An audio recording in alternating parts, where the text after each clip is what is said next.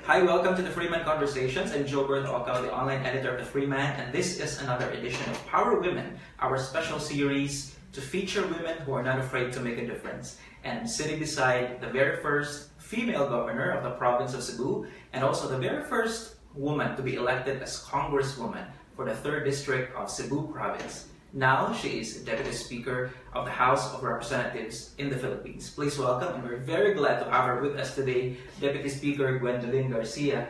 Ma'am, thank you very much for being here. Thank you for inviting. Salamat for accepting our invitation and for joining Power Women. Well, it is an honor to be chosen amongst your, I am sure, daghan-daghan ba yung pilihan? Daghan ba yung mga powerful Cebuanas? Correct. And of course, the series perhaps would not be complete if you're not in it. I am so flattered by you saying that, Gilbert, because, as I said, there are so many powerful women now in the Cebu scene. Before I ask my questions, your message to the Cebuanas. May hapon kanatong tanan sa tanan akong mga pinalanggang Subuanon. Sa kanunay ani ako tingali nakailan na muna ako sa daghang mga katuigan nga ako nakaalagad sa probinsya sa Subo ug karon nag-alagad isip representante sa 3rd Distrito sa Subo ug gikan pa sa pagsugod sa akong pag-alagad 2004 ug sa mga katuigang naglabay hangtod karon 2018 nata ako ra gihapon kanunay gisunod ang akong prinsipyo sa panggobyerno nga kung kita mga lagad dili sulti ang pabuhaton buhat ang pasultinon. That line seems to be very synonymous to Gwendolyn Garcia. I guess people will agree with that, that it is synonymous if in fact naagibuhat nga gisulti. Because, kutob ra ko sa pag-mouse o mga slogans, then people will not really associate that, as I'm calling, prinsipyo sa panggobyerno with me. But through the years, I guess I have been able to show that through concrete action, concrete infrastructure, concrete services that they have actually felt, na sila na mismo ang ni uyon na buhat gidi ay pasultiyon. Results, concrete results, yes. In other words. Action, not words. Yes, correct. You're on break from Congress? That's right, Gilbert, and this is such a pleasant departure from the 9 years that I had as governor when I never had a break. Correct. And well, my next question is because 9 years, very exhausting, both for you and even us, the media covering you because of your endless activities. But how does Gwendolyn Garcia take a break?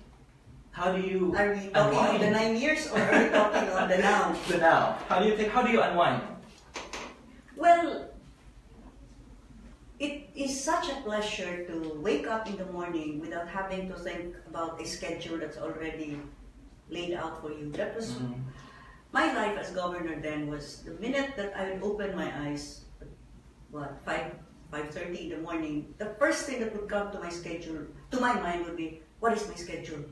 What's the first thing that I have to do? What time am I expected here? And all of these things. But right now, if you're on a break as Congresswoman, you wake up in the morning and you start thinking, mag-grocery kahapon, no? Hurot naman itong dilis, bitang akong napalit itong bawang nun nga, kuhan, lamig kayo. I mean, these are the things that I was never able to do.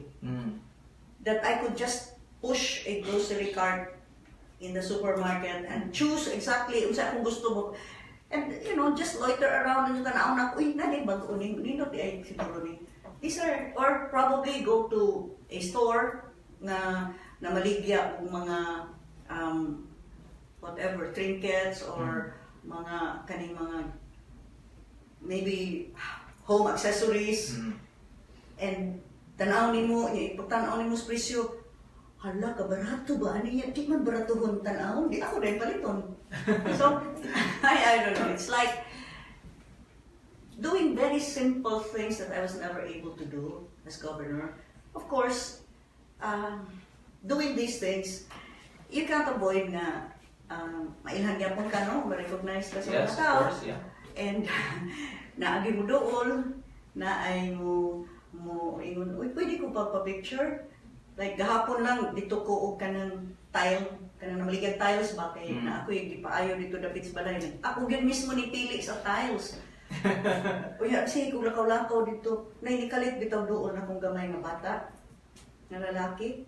Yan ni diretso bitaw ingon nga, Tita Go, mo amin ko. Wow! And then I was like, yes, of course, ka-cute man mo. Akong gikapos niya, di ay mga ginikanan, di ay nagsugo niya ang tukay. Gusto na sila magpa-picture. Simple joys. And people still call you Gov until now? Well, what did you call me pag-alam na ko? Kung bitaw, asahin mo, apologize like you did. I think Dine apologize nga nung tawag ako na ko Gov. And I said, well, don't apologize. So do everybody else, no? Even in Congress, mga congressmen call me Go. Naanan na. Well, it was 9 years after all, and sa siyam katuig, I was very, very visible. I was here, there, everywhere. Hashtag yun, labi na yun ito sa kabarandayan, sa atong mga isla, nga sukad na sukad, wa pa'y gobernador na kataat. Abot ko dito sa kinalay ang bukid. Mo siguro hangtod karon, ang mga tao dito naguna-una, ako kung pa'y gobernador, kaya ako malay katapusan ng gobernador na kitaan. But you're now in your second term, right? That's right. Congresswoman. That's right. Which job do you like better? Being governor or legislating in Congress? I'm often asked that question. And though I must admit that in the first few months, in my first term as a congresswoman, I really found myself murag out of place man ko dinhi. This isn't what I was used to as governor. That there was so much action. Right. Sa Congress, you only have sessions from Monday to Wednesday, and it starts at 4 o'clock in the afternoon. Well, there are committee meetings, and that is why mo attended ko. Kaya at least I needed to find something to do, and I found that unsa manin mura, this isn't the life that I was used to. But then I started getting the hang of it. Now, after all, real work is not really in the sessions nga lingkod ka dito, maminaw ka na imong sige diskurso, but real work is in the committees, where you really discuss on a deeper level bills that are filed, and there is clear deliberation on the bills that are on the agenda. Because it's in the committees that bills are dissected. That's right. And it is the committees that finally endorse to the plenary what would be the consolidated bill. Okay, sign na idaghang version, so ilan na i-consolidate, matawag na nag-substitute bill, mo na ipasa sa plenaryo. That's where the real work is. And because I have been religiously attending the committee hearings, and most especially now, in my second term, that I am Deputy Speaker, you are automatically ex-officio member of all committees. Okay. So how many committees are these? Oh gosh, there must be about 30 or more committees. Wow, okay. And well, I guess I've established quite a reputation in the committees that I really participate, and that I try as much as possible to contribute valuable input based on my experience as governor, based on doing my homework, studying the bill, studying an existing law that might be pertinent to it. So more often than not, the committees request for my presence. So I di lang nako ma-attend tanan kay magdungan magud. Yes, of course. Yeah. But as much as I could, attended ko. In fact, I guess you sometimes would see me in the evening news. I am told, di mo kita, pero daghan man makailan na ako. Kita ko lang sila na ako sa TV. Tungod sa mga committee hearings. Yeah, and all of a sudden, you're everywhere. Even if you're not governor. All of a sudden, I am still more recognized gani. Yeah. I thought before nga recognized ko sa Sibura or some who recognized me as governor dito sa Kauluhan, sa mga dapit. But karon, I have found na daghan na kaayo kailan ako ngadto sa Kauluhan. Ang ilang tawag nako kong na katong wala dili mga usual circle na ako, no? Kanang kita na ko sa airport, nung sakay ko paulit direct or wherever they see me because mo sila ay nakita kita sa TV. So the visibility has become even more because of our very active participation in the committee hearings. Most especially ang kining atong impeachment hearings versus against on the impeachment complaint against Chief Justice Maria Lourdes Sereno. Yes. That was extensively covered. Yes, absolutely. Perhaps for those who don't know you, they tend to question where this energy comes from. But if you dig a little deeper into the life of Gwendolyn Garcia, you can trace back to your elementary high school days. You were a consistent honor student back at St. Teresa's College. You really have gone into my past. A little bit of homework. Yes, that is something that would please my parents greatly at the end of every school year. That at least for all their sacrifices, nasa tay mahatag na kalipay, matagaan tag medalya. So, and you know, my father would always say, remember this, the only aristocracy that I would respect is the aristocracy of the mind. And very so, nice. That really stuck. I said, I respect my father so much, I look up to him so much, and if that is the aristocracy that he respects, then I will try my darnest to belong amongst the aristocratic minds. We are of course talking about your father, the former governor also. And former congressman also. Congressman of Cebu. And former deputy speaker as well. Oh yes, absolutely, Pablo Garcia. Pablo. Pablo Garcia. Yes. Back in St. Teresa's College, in your days, it was an exclusive school. For girls. An exclusive girls' school. Girls' school. Sa Binisaya pa na, puros mi nagpalda dito atong panahuna. Kunya, kung dunay mo agi nga ng karsunis, ang tanan maglingi, kay labihan ka ihas. Kay parang sarin ka kita o may ng karsunis. That's what being in an exclusive girls' school is all about. Ihas mi kaayo, nga naay mga lalaki. What kind of values did St. Teresa's College imbibe in you as a woman and now as a leader? I will always be grateful for my Teresian education, especially since at the time the ICM nuns, and at the time they were coming in from Belgium, from Germany, they were very, very strict. First of all, as to your religious obligations. You were always expected to attend Sunday Mass. I see. And regularly, as classes, we would go to Redemptorist, kay doon man na sa Yes, right at the back. Oh, kay confession time. Tagsatagsa mi dito, class by class. And then, we were taught how to write in a very legible manner. In fact, doon na sila board ibutang, prep ako ato, ibutang dito best work. Nya, ang among gamiton nga papel, kato bitaw na pa blue, nya red, Yes, blue. yes. And you had to practice ang big letter A, ang small letter A, ang big letter B, small letter B, and so on and so forth. But before anything, ang imo unang isuwat sa pinaka-top nga blue line would be all for Jesus. So they were mixing, instilling in us a strong Catholic faith with the quest for excellence. Because if you did it very well, and your work would land in that And so everyone could see the bulletin board. everybody would see whose work landed in the best work bulletin board. And if your work would land in that board, you now realize that you were able to accomplish something because you strive for excellence. But having accomplished that, you also have to remember that all of this was done for Jesus. Okay, mo may nag-una, all for Jesus. All for His glory.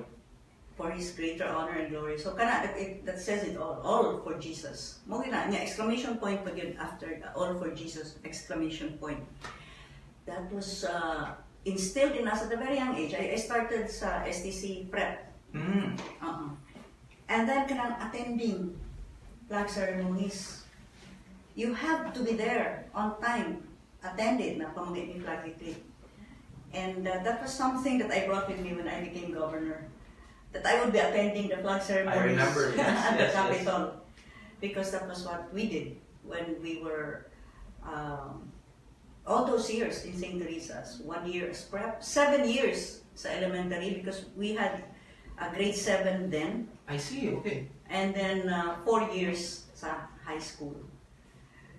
And then we were taught how to walk, how to speak. And kung naa na gani si Mother Superior, kay muhatag na sa cards, kinahanglan, she personally handed the cards out to you? Including si Sister Maria Binkir, ito yung pangalan. And we would all be waiting there. Inigsud niya kinahanglan, ang imong kamot nag-anak gina siya, imong ng desk. Wow. Kinahanglan straight back, hindi ka maglihok. Unya, mulihok lang ka, kung tawag ka, kita, na may mga merit cards ihatag. First in religion, Gwendolyn Garcia, ating Lodenko. Unya, kinahanglan mo courtesy ka. There's a way to courtesy. Wow. And to thank you, Mother Superior. Balik ka sa inyo. Sometimes karon bitaw kay, kanang kaingon na, the heck with it. Let it all be. Do what you want. Yeah, express yourself. Kung gusto mong, anong feel mo. But sa among generation, it instilled in us a sense of discipline. Na this is the way you must conduct yourself. And this is the way that you are expected to perform. So, mao siguro na I had a friend once in college who told me, do you know, kay iya ko nung tita, Felician po, giingnan ko niya, do you know, you Felicians walk a certain way. When you sit when you sit down, you sit a certain way. You talk a certain way, and you all write the same. Kaya same background, of course, same training. Yes, whether it be STC Manila or STC Cebu, ICM Sisters man. So we went through the same curriculum and the same rigid discipline and the same exclusive girls' school. But of course, STC now. Mga tarantar may magkakitag na ina. Kunyara ba, ang magkasunay sila nga mahaagi ang katong take-operate ba sa kuan sa stage or janitor man. You of course went to the University of the Philippines Yes, for indeed. college. Yes. UP is a very liberated school, so to speak. Students are allowed to express themselves however they want, of course, under the rules of the university. Was it a shock to you when you went to UP after all your rigid, very sheltered life in STC, so to speak? I must admit, yes. Again, for the first few months, especially since in UP, you can wear anything you want. Sa STC, naging kayo uniforme. Kaya, maski muanha kag Sabado, nga dili kinang mag-uniforme ka, na ay certain standards ay mong isulob. Dili ka pwede mo kaniadto sa on time ha. Nga mo adto ka dito nga nanubra ang nakitaan sa imong panit kaysa imong gisinina. So go figure. But in UP, wow, anything goes maski pag yun gani ang orange i-pair off o purple unya mamutang ka diri og bright green na ribbons. I mean, nobody cared. Pero I found myself sa probinsyana nga bago pa magsiga din akong mata pag tinanaw gid ko unsa man na niya og buta nga, no, hala, di man unta na pwedeng kulon. Nga naman nga, ang buhok ng gawas na but then, it also made me realize that the training that I had, okay, ang kuan, di ba, ang usual perception, listen kay UP. When I stayed there, na ako'y roommates, upat may kabuok sa sud sa kakwarto. Ang akong tulog ka roommates, mga Bisaya, ang usa from Tacloban, ang usa from Davao, ang usa from Tagum. And I would find them, happy dili na makatuog, kay magsigig tuon, pero pareha ba may kay freshman man rin, pareha may subjects. Kunya, may buong ko nga, ano man sila nga, di naman lang hapit mga tulog, kay nagilisdan magmaayo sa ilang subjects, na pareha naman, nga ako kay sayo mo kumatuog. And I realized na it was probably the training that we had, ang curriculum, first of all, it was offered, and we were always challenged, and we were always made to do homeworks and to study and all that. Kaya mura ako, you know, the first year, it's like stock knowledge that you bring in. Subjects. Oh, it's like, you know, if you came from STC, you probably already have heard some of these that are being presented in the first subjects that are given. So that was, I found an advantage, having been a physician and having been trained so extensively and rigidly, I would say, by the nuns. So on the other hand, UP then sparked my creativity. Okay, naano kay freedom. So you're given the freedom to think outside of the usual bounds, the risks that are set by my previous school. You are now challenged to think beyond that it doesn't have to be always so. Na kung mao ni ingon, tingali there's By the way, was UP your personal choice? Your course, was it your personal choice? You took up broadcast communication? It was my personal choice. At that time, the College of Mass Communication was still an institute. Broadcast communications was a very new course that most haven't really heard about. And I found institute, IMC pa. IMC. Dili pa siya.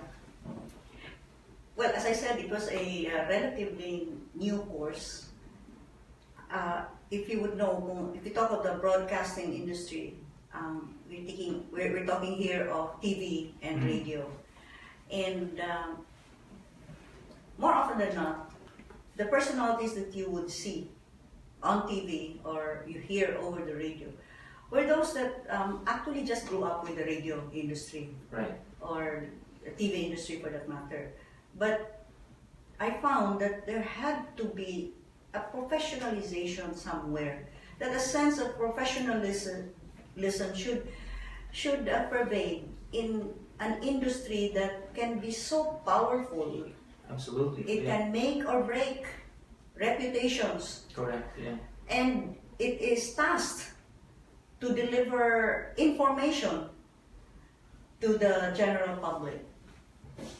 And so I said, even at the time, I said, I will take up broadcast communication so that I would really learn about the broadcast industry and how this can be professionalized, how we can hope to expect even responsible journalism in both TV and radio. So that was it. What were your expectations of the media industry at that point in time? And looking back, I was very hopeful actually, because I was amongst the same crop of eager, young, idealistic, fresh out of high school graduates. And listening to my professors, you get this sense of responsibility that after all, yes, there is power, but there's the responsibility that must be at all times adhered to. And I had hoped that with the IMC and with more and more students getting interested in broadcast communications or even journalism, because usara man to, ang under the IMC na dito ang journalism students, ang broadcast com, and even film. So I was hoping that from that time, my generation might be able to achieve change, to finally see responsible professional journalism on TV or on radio. I think we've made quite some progress, but it continues to be a challenge. Correct. And it continues to be sometimes a frustration. Yes, absolutely. But there will always be hope, I suppose. Finally, I think it will be the expectation of the public that will finally exact this sense of responsibility or sense of professionalism. Okay, there's always this saying, manlagi, the media just feeds what the public wants. But on the other hand, isn't the public wanting what the media feeds? I think it's time really for the public to demand that we must take the next step forward. We cannot continue to confine ourselves in the dark ages where you would hear mudraking o mga insulto, mga pulong dili angay gani madungog over the airwaves or seen on TV. Naapagihapon na. In fact, I think even katong sa kaniadto ang challenge sa kaning magpataka lang yaw-yaw karon na-evolve naman na sa ilang gitawag ron og fake news with social media now. But of course, as well, we've learned this in communication and journalism school. The public has a responsibility when it comes to the news. So that's the point you're trying to drive at. The public must demand excellence. That is what I hope that the Filipino audience will finally level up to. That it will be from them that this demand for responsible journalism, be it in broadcast or print, finally be followed by media practitioners. There's hope ba yan? Kay nahibaw ko kaning uban ng mga sa TV, sa uban mga TV channels, ang mga reporters, or even sa atong print, we finally have graduates good. Right, we have interns here. Natay interns. Jordan interns. Kana good unta. And the more and more it is followed, no? Kaysa katulang diha lang nakamaog type sa sometimes gikan sa naninhik unya nagakamaog type unya karon kaniadto tigdalas plaka padong dito sa studio. Unya nakasuway og ingon nga kuan may buntag ninyong tanan. And a journalist na. Unya tagaan ang programa unya magpataka na yaw-yaw. I mean, I hope that those days will be a thing of the past at some point in time, and that we will really have those that are properly trained, educated, and imbued with a sense of responsibility to the industry. I share that wish. Well, hope springs eternal. Right. To the young at heart. Last week we spoke to your daughter, Lilo and Mayor Christina Frasco, and she shared with us that at home you have set a very high standard of excellence among your children. Did you say that? Yes. On record. If we ask you to talk about that a bit. That is true. I guess that was the tradition in me, as I had talked earlier, that we were always made to strive for excellence. And so when I was bringing up my children, at the time, wala pa ko sa political sphere. Na ako laing isla, laing syudad in Ormoc. And I was managing my businesses. So sila, I would expect them to do their homework, to study their lessons, but not beyond that, iniguman silang klase, kay daghan mong good natin mga negosyo nga kinahanglan mga remit na ba sa end of the day nga cash sales. Assigned na to sila.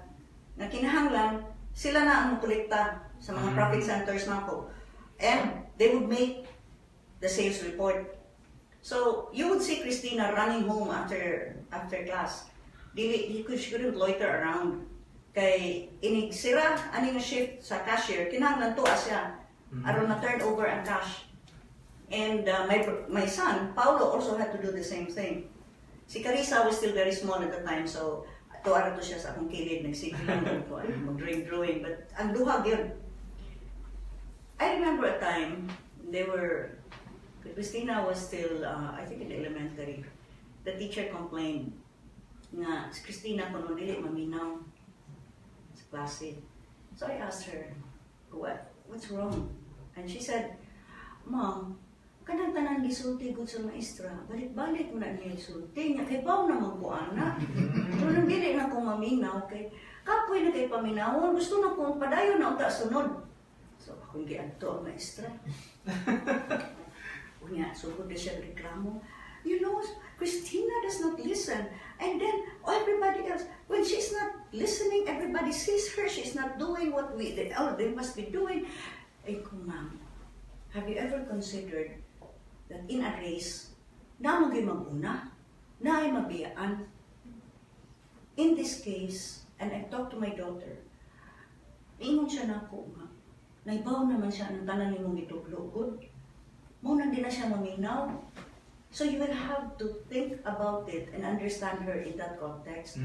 Nga, kung nag-una di siya dagan, imo di siyang pugson, birahon di nimo para mukuyog atong mga nangabiyaan.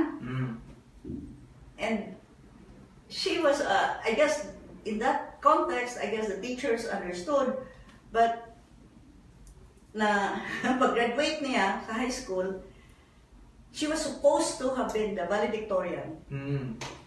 Okay, she was topping in all of the classes. But it just so happened that ang iya ka-kompetensya, anak sa principal.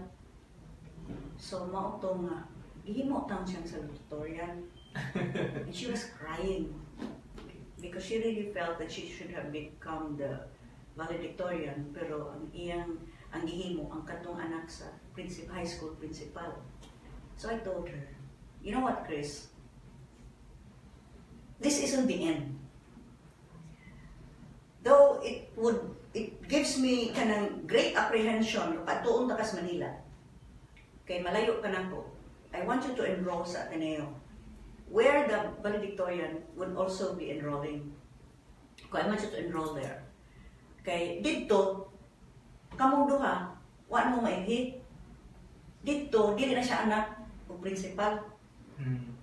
And there it will be tested. Kung kinsa yun ninyo ang angay nga nahimong valedictorian unta. I guess that was the mother in me na I also felt so bad for her. So even though, you know, she got the Jerry Rojas leadership. Yes. So many other. So she did that. And she enrolled sa Ateneo. So did the valedictorian. And after 4 years, kay legal management and kuha, katong valedictorian yung muragwa maka-graduate on that same year. Kay murag nagkuha ko sa ka-semester. And then Christina proceeded to take up law. And now she's a very good lawyer, but she had to set that aside. Kay now she ran for mayor, and now she's mayor. And so in the end, as I said, that high school graduation was not the end. You will always be constantly tested.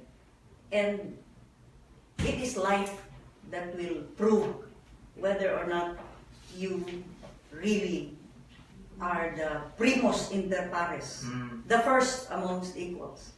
It is up to you to prove that you really can excel. And she has proven that. Or perhaps if you have learned the lessons through the challenges you face. I myself, wow, the challenges that I faced. Oh, I mean, you know, being an exclusive girls' school is very challenging by now. Okay? Listen, I'm telling you the truth. Kami, mga uwat kayo, mi. I mean, you know, karon, I guess, kanang mixed ba? Ang tawag, Co-ed. Co-ed, okay. Schools, yeah. They have normal relationships nga kanang matawag na to nga, you know, it doesn't have to be nga imong amigo na nga lalaki, imo na ng boyfriend. Sa amo, naalay, labi na kani adto. Hagoy, nalay mo tawag sa telepono niya, di ra ba masabtan kay kadto para ba tong dayal-dayal ang mo kuan. Initawag, labi na kay stricto kayo mong dito sa among balay. Nagay manawag, boyfriend na to na ako. Kasabaan ako. Ay, those were, I'm kidding, but there's a truth there. And yes, the challenges that I faced have been many, but I guess I meant it when I told Christina, it is never the end. Each time you feel that life has disappointed you, it is never the end. There is always tomorrow, and there will always be another opportunity to prove yourself. I guess right now what's racing through your mind is, ang ako po, mga nagpapalitan. I'm about to say, my next question would actually be, speaking of being tested constantly, you've been through many challenges yourself. Where do you get that continued enthusiasm to pursue, particularly your political life? I've always believed that God has a plan for each of us. And He being the all-knowing and all-good, all-wise and all-powerful God, will never plan something bad for you. And so, I've always said na whenever I encounter a difficulty, there must be a reason for this, and that out of this, I will be moving on to something better.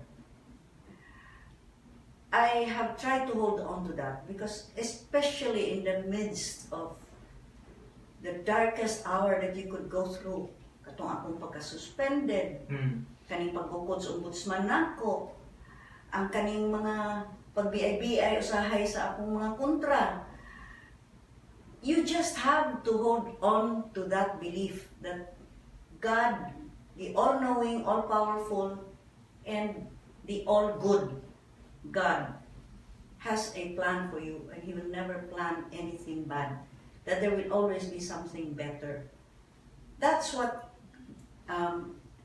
gives me, I guess, the strength to rise up each time, and to face challenges as they continue to come. Because, you know, mamudi sa siguro ng kinabuhi, ang tao na dili gusto na ay kalisdanan, you lock yourself up in the room. Unya, tanaw na lang kag Netflix. Putda na lang tanang series nga naa dito. Di ba? Absolutely, yes. But, if you want a more meaningful life, and you know, it's all depends on what gives your life meaning. Like, that's very refreshing, your continued optimism, because had it been someone else in your place, it would have been easy for that person to get jaded after all these challenges. Or cynical. Or cynical, for that matter. And believe me, Gilbert, there have been so many times that I have been so tempted to be so jaded and so cynical.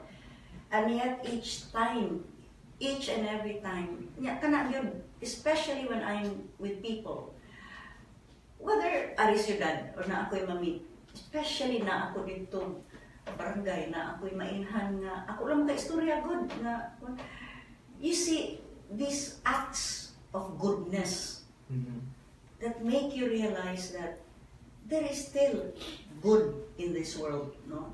And definitely there is. You just have to open your eyes to it, and each time appreciate the goodness that you see, because all of this cynicism and all of this negativity will not will not thrive if you don't allow this negativity to take over you. It's all about the mind, how you address. It's all about your perception. Okay, example. Someone can tell you, "Uy, Gwen, ang ayan lagi ka namang gisulob. O negative ka, mayon, nanaway matingali ng bayhana na ako." Pero, o positive muna, mayon ka. Uy, kumaayo sa danan niya. Uy, appreciate man ko. It's all in the mind.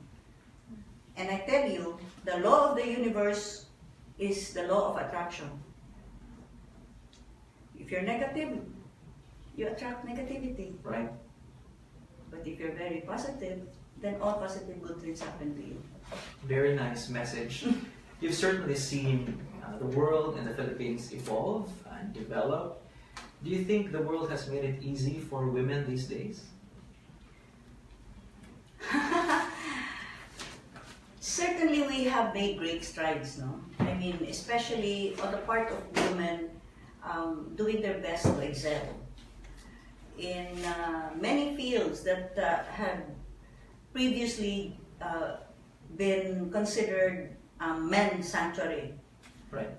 We have women lawyers, women doctors, we have women engineers sa professional field. And sa politics, well, we have women governors, mayors, representatives, senators. It's there. And I would attribute that more to the initiative from us women. The women themselves. Yes. Okay. Because we have decided to walk that extra mile. We have decided that there has to be something better than what we have now. On the other hand, right now, there is still the need to change a culture that seems to segregate women from men. Example, kung lalaki pa ko nga gobernador, atong siyang katuig nga gobernador ko, pugo niya, kinailhan man ko ninyo nga, mudisider kay ko, kinalan mo na gina. I was strong-willed, feisty even, as I was described. O, na ako'y ipabuhat, mahimo gina, kung lalaki pa ko adto. Unsa may komentaryo, may laki din ang gobernador na da. Or even if ingon isuga, uy, maldito, may ginang tawhan, may laki na. Pero kay babae man ko, isog ko, feisty ko, unsa may komentaryo, malditahan ng Gwen, uy. Question, why is there a world of a difference in the connotation of the word maldito from maldita? Maldito is more like sometimes in awe or sometimes a fondness attached to it pagka maldito. Pero inigingog maldita, hagoy mura nagkagi tapad ni Satanas. It's the culture. I would hope that we will finally reach a point, and that is in the culture. How can we change this? How do you think we can change this? Well, one baby step at a time, and this is certainly a baby step because I am talking about it. Kunya na ay daghan naminaw, ug ang mga naminaw makaingon bitaw to no. Nganong maldita bitaw ang tawag ni Gwen. Kunya karon gusto mi nga balik siya, bisan pa kuno siya maldita. I believe that with the young, no, with the youth who are getting more and more educated, we will reach that level finally, where we should not discriminate against strong women, against powerful women, that we shall finally accept that man or woman, eventually, you are accountable only to yourself, and there should not be any gender discrimination, or should there be an advantage given to one over the other. One of the women of the hour, perhaps, is Meghan Markle, the future wife of Prince Harry. She said in one of the activities in the UK for Women's Month that women don't need to find their voice. They have a voice. They only need to feel empowered to use it. and the public only needs to be encouraged to listen.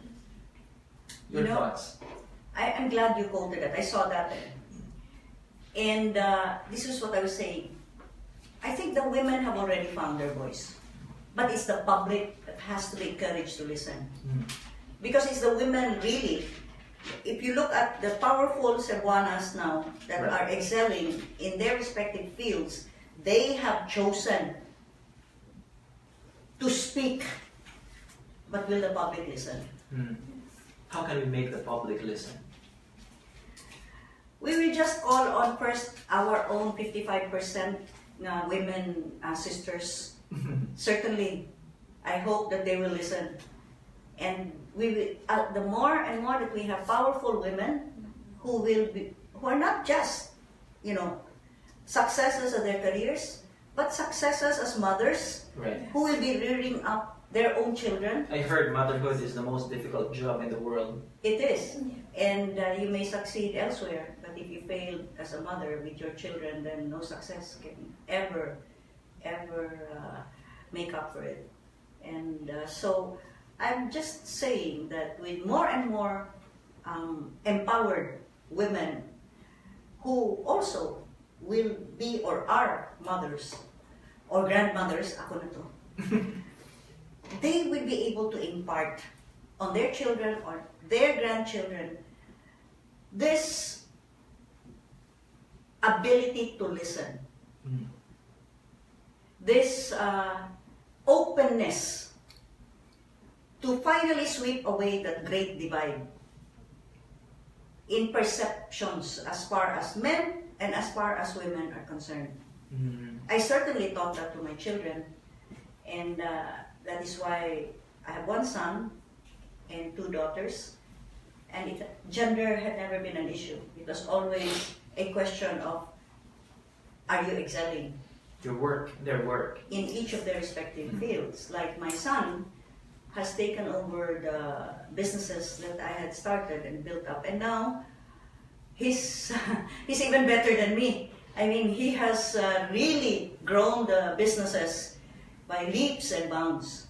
That's my son, Paulo. Christina, of course, everybody already knows her, and I'm very, very proud of her now. I was proud of her as a top-notch lawyer. I'm now proud of her as mayor of Liloan and doing very well, and proud of her as a mother of 3 young kids. And my youngest, Carissa, is in Arizona. She has 2 daughters, also very young, and she has, adroitly balanced motherhood with her own work at Yale. And she just recently got promoted as junior sales manager of Yale. Congratulations to her. Yes, and that is exactly what I'm saying. Do your best to excel in all of the challenges that you face, because in the end, it will all work out well. And as God had promised, all will be well. All will be well. If I may ask, who do you look up to in the area of leadership or service? Leadership. Let me see. Well, first of all, may I just name one who is already dead? Sure, no problem. I look up to Winston Churchill. In fact, I'm now reading a book about him. It's called The Last Lion. He is one giant, and he has set the bar so high that there are a lot of historians who agree that nobody will ever match his greatness as a man and as a leader in the entire 20th century. I look up to him because I really admire his tenacity, his wit, and his ability to have a vision for, in his case, for his England. Mm. And that, I believe, in spite of all that he went through, Correct. Yeah. also, in fact, he suffered defeat a lot of times when he ran for prime minister. But in the end, he has turned out to be, and that is why this book is called The Last Lion, because he has turned out to be the greatest statesman, politician, leader that the 20th century ever had. He was not without his faults. Of course, yes. He had tantrums and he could scream and he could shout. And he had a lisp and would sometimes walk around naked after a bath. But people loved him. Well, at least people working close with him understood that and were willing to take the eccentricities because they all recognized that he was a great man. Mm. They measured him according to the work that he did. Yes, and it also is a, shall we say, we have to give that to Winston Churchill for being able to choose his people correctly. How do you choose your own people? By gut feel, women's intuition. You know, time and again, I have one who works with me, you probably know him, who has exclaimed, "Mom, you got it again!" I mean, there are certain decisions that I make that are based on what I know, but in the end, it's something here, or something here, or it's something here that tells you this isn't right. It has to be done another way. Mm. And that's the way I view that with people too. Of course, it's not saying that I've been, I've had a 100% batting average. Mm. Time and again, people would talk about those who have betrayed me in politics, those that have been given the extra attention by me and have been given concessions and all that they asked, and then suddenly had betrayed me. But let us differentiate that from the people who are really working with me, because political, as they say in politics, there are no permanent friends, only permanent interests. Yes. So, be that as it may, I would like to think that those that have been working with me are those that I have always felt through a woman's intuition and a gut feel that these people will stay true. And, it's true. There are some that have been working with me for the past 2 or 3 decades. Mm. This follower of ours, perhaps a fan of yours, must have read my mind because he asked a question that I will be asking you now. How does Gwen Garcia want to be remembered? I would like to be remembered as someone who simply did her best. A woman who, against sometimes challenging odds, chose to rise above it all, because that was how we could hope for a better future, not just for myself, but for all those that have come to believe in me. Mm. As this This person. is from Chigs. From Chigs. Thanks for the question, Chigs. Yes, Chigs, I would like to be remembered simply as Gwen Garcia, who did her very best to rise above challenges in order to achieve a better future for Cebuanos and perhaps for Filipinos. That's just it. And of course, we wish you the very best of luck for everything else that you will do. At this point in time, we give you this opportunity to give a message to your fellow women and to the men listening and watching us. Well, my fellow women, let us hope for a time when di natatawag na dita. Kundi, may laki lagi ng bayhana na. Because, face it, that's what we're up against. I would like to congratulate all empowered women. Kung naabot naman ni nato na estado karon, that's because of your initiative. Because you have found your voice. It's really up to the public now to listen. Not with the same biases and discriminatory thinking that they have, but with a more open mind. That whether we are men or women, ultimately, it is all about the human being. And to the men, what's your message to the men? I hope someday makasuway sad mo kung kamoy tawag no dita. Men, we are not your rivals. We are your partners. So let's, together, hand in hand, getting the best of each other, achieve a much better future for our families, for our communities, for Cebu, for the Philippines. Thank you very much, Deputy Speaker Gwendolyn Garcia. Thank you for this opportunity to have you here today. And we celebrated Women's Month last month, but still allow me to say Happy Women's Month, because as they say, we should not only celebrate women in March. That's true. We should always celebrate our womanhood every day of the year. But not just the women, all of us. All of us, correct. Ma'am, thank you again for being here, and we wish you the very, very best of luck. Our guest today in this edition of Power Women is the very first governor of the province of Cebu, and the representative of Cebu in the 3rd District in the House of Representatives, and of course, the Deputy Speaker of the House in the Philippines. We have Deputy Speaker Gwendolyn Garcia.